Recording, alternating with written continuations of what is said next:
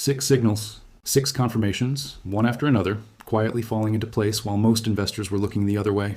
And now only 2 remain. If the pattern completes, the final move could be the most violent shakeout silver has seen in years. A drop so sharp, so sudden, it will look like the end. It will feel like the bull market is over.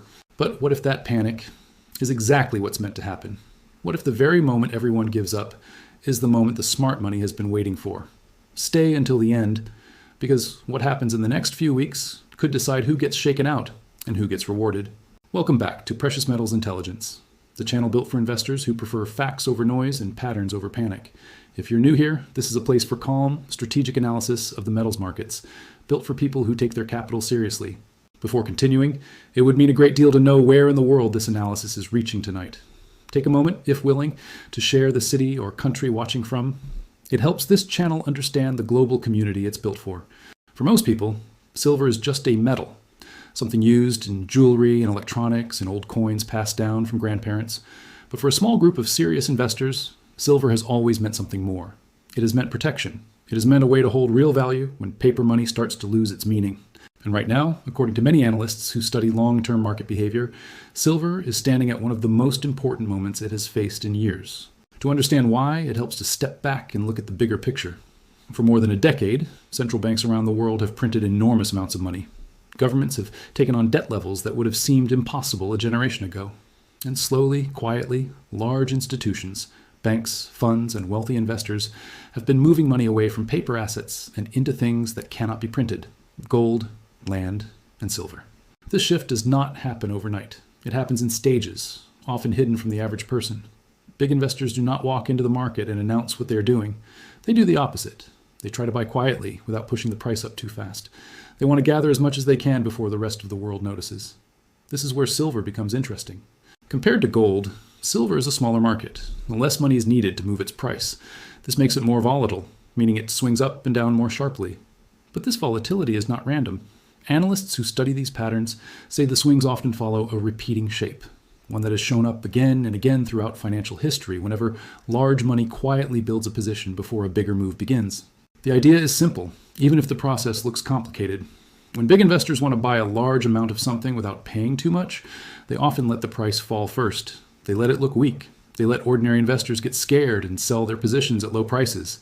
Then, once enough shares or ounces have changed hands, from nervous sellers to patient buyers, the price is free to rise, often quickly and without warning. This is sometimes called accumulation. It is the quiet buying phase before a larger public move.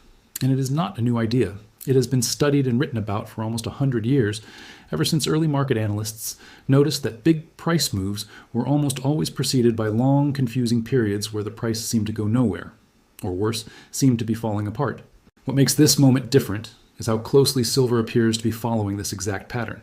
Over the past several months, silver has gone through a sharp decline, a hopeful recovery, another disappointing drop, and now a tense, narrow period where the price barely moves in either direction.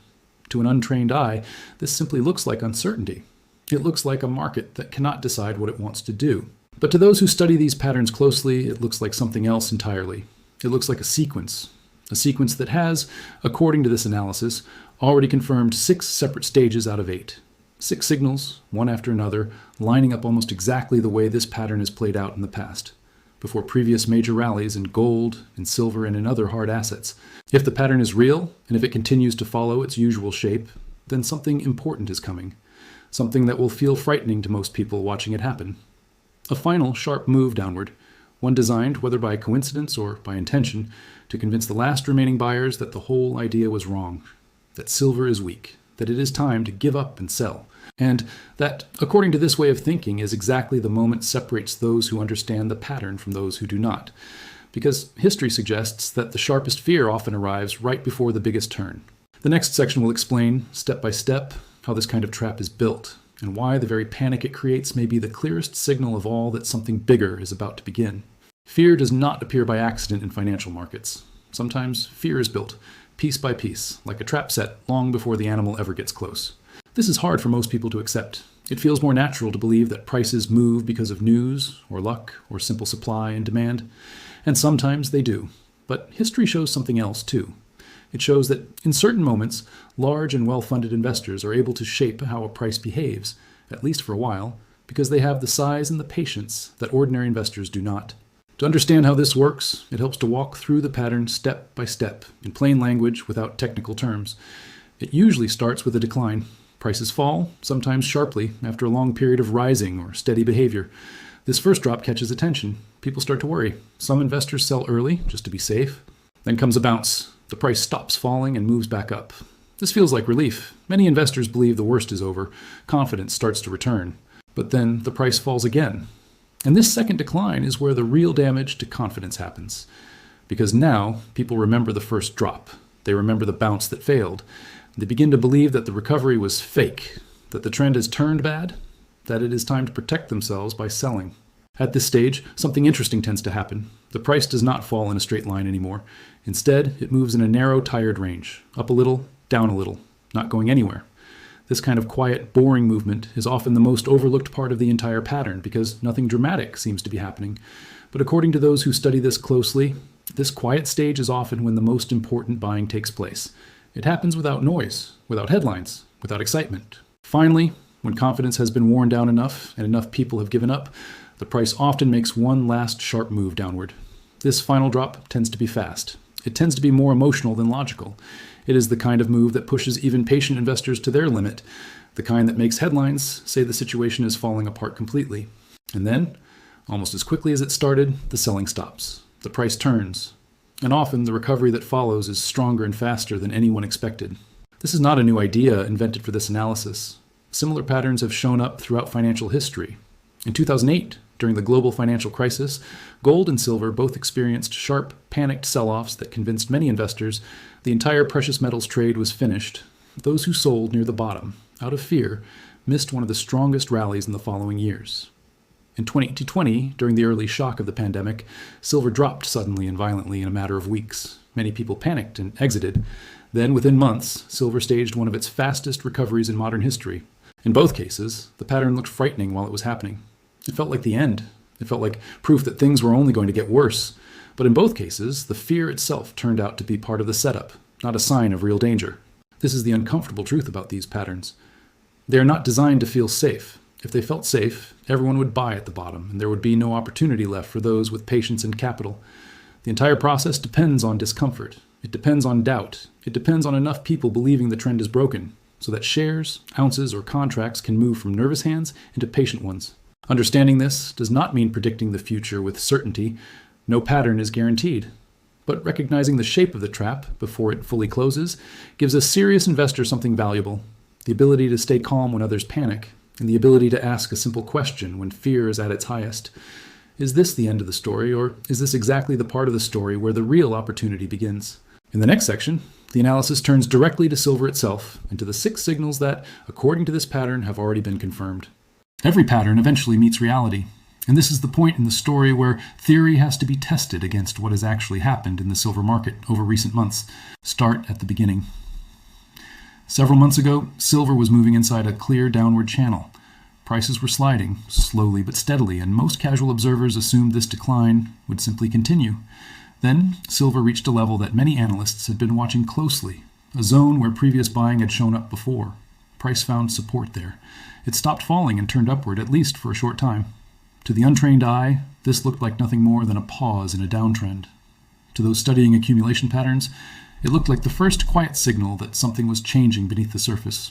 From there, price moved higher in what looked like a genuine recovery. Optimism briefly returned. Some investors believed the bottom was already in place.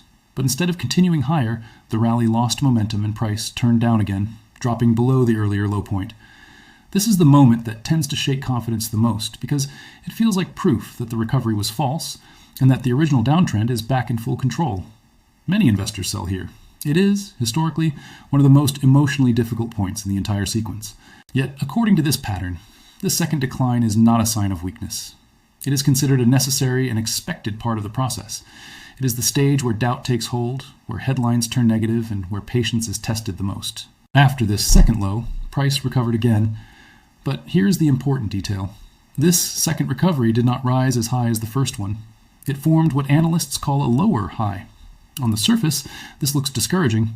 It seems to confirm that each rally is weaker than the last, that momentum is fading, and that the overall direction remains down. This is exactly how it is meant to appear to the wider market.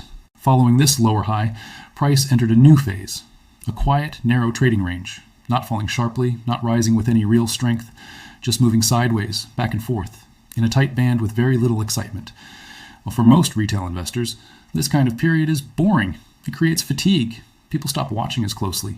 Trading volume often drops and public interest fades. But according to the framework used in this analysis, this tired, quiet stage is one of the most telling signals of all. It suggests that selling pressure has weakened, even though price has not yet shown any strong sign of recovery. Taken together, these developments represent 6 separate confirmations within the pattern. The initial decline, the first support and bounce, the failed second rally, the deeper low, the weaker recovery forming a lower high, and now the tight, narrow consolidation that has followed. Each of these stages has appeared in a sequence and order that closely matches what this type of historical pattern typically produces before a larger move begins. 2 stages remain unconfirmed. The first is the most difficult one, a final sharp move downward, one that breaks below recent lows and creates a strong sense of panic. This is the stage most investors fear the most, because it is designed to feel like confirmation that everything has gone wrong. The second remaining stage is the response that follows, a recovery that does not fall to a new, deeper low, but instead holds and begins to turn upward again, forming the base for a larger move. For everyday investors watching this unfold in real time, the challenge is not intellectual, it is emotional.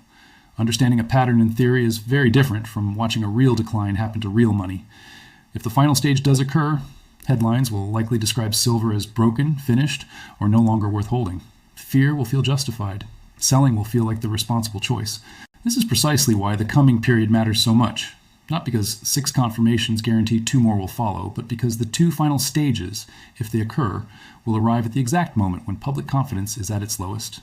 And throughout history, that combination, low public confidence paired with hidden accumulation, has often marked the beginning of the next major move higher. The next part of this analysis turns to a single number that many investors are already watching closely, $50 an ounce, and why that number may hold more significance than most people realize. There is a number that keeps appearing in conversations among silver investors right now, $50 an ounce. It shows up in comment sections, in trading forums, in casual conversations between friends who own a little silver and hope to own more. It has become something close to a symbol, a line in the sand that many people believe silver must reach before anything meaningful can happen next. But according to this pattern, that belief may be exactly wrong. Round numbers hold a strange power over human psychology. 50 feels clean. It feels important. It is easy to remember and easy to talk about.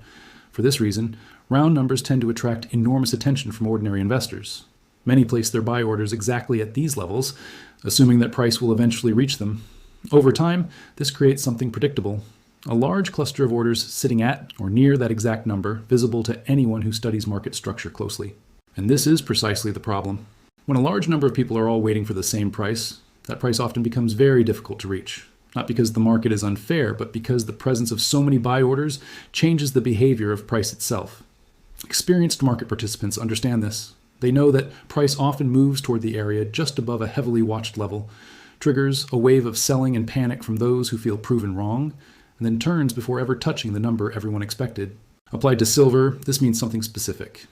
If the final stage of this pattern does occur, the sharp move downward may not need to reach $50 at all. It may only need to fall just below the more immediate support levels already established during recent months, close to the low 50s, in order to trigger enough panic selling and forced liquidation to complete the pattern. In this outcome, most of the investors waiting patiently at $50 would simply never get filled. They would watch the drop happen, feel the fear rise, and then watch the price turn upward again without ever reaching their target. There is another possible outcome. It is also possible that the decline moves deeper, briefly touching or slightly undercutting the $50 level before reversing. This would satisfy both groups, those waiting exactly at 50 and those who follow the broader pattern watching for a final capitulation event. Which of these 2 outcomes occurs cannot be known in advance. But understanding why the number matters and why it may not behave the way most people expect is far more valuable than simply hoping price reaches a specific target. This is the heart of what separates a casual observer from a serious, strategic investor. A casual observer watches a single number and waits. A strategic thinker studies behavior, structure, and history, and prepares for a range of outcomes rather than a single fixed expectation. For those following this pattern closely, the coming weeks represent a critical decision window. It is a period that will likely test patience more than analysis. If a sharp final decline arrives, It will almost certainly be accompanied by fear, negative headlines, and widespread doubt about silver's future. Reacting emotionally in that moment by selling into panic is exactly the behavior this pattern depends on to complete itself. The alternative is to prepare in advance. This might mean deciding calmly and in a clear state of mind at what levels one would be willing to add to a position if panic selling occurs. It might mean accepting that no one can time the exact bottom, and that placing orders at multiple levels rather than waiting for one perfect number may offer a more realistic path forward. What matters most is recognizing that the number everyone is watching may never be the number that matters. The real signal is not a price. It is behavior. And in the next and final part of this analysis, that behavior will be brought together into a single, clear, strategic conclusion.